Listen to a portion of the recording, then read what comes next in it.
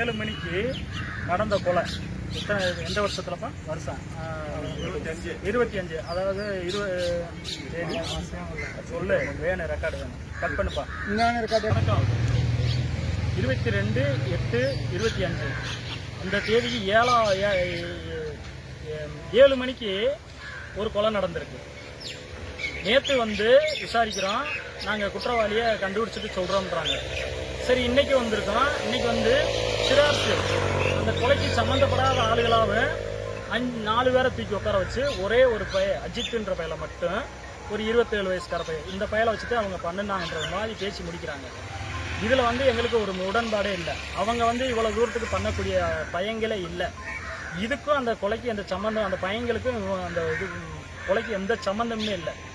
இவங்க ஒரே ஒருத்தரை மட்டும் வச்சுட்டு அந்த ஜிரார்சிகளை எப்படியோ சேர்த்து இதை செஞ்சுக்கிருக்காங்க. காவல்துறை இது இல்லை சார், இவங்க இதுகளை வரமாட்டாங்க, இது இல்லை, உண்மையான குற்றவாளியை கண்டுபிடிங்கன்னா எங்களை ரொம்ப அலட்சியப்படுத்துகிறாங்க, அலைய வைக்கிறாங்க, நாங்கள் இந்த பார்த்துக்கிருக்கோம் அப்படி இப்படின்னே சொல்கிறாங்க.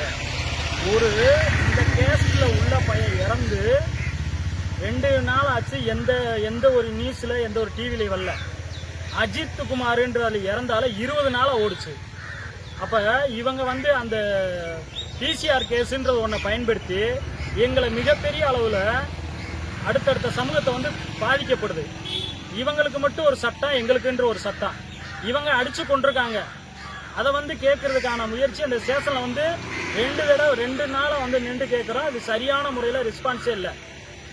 இதை சரியான முறையில் ரெஸ்பான்ஸ் எடுக்கும் தொட்டிக்க நாளைக்கு மிகப்பெரிய அளவில் எங்களை ஒரு போராட்டத்தை அறிவிப்போம்.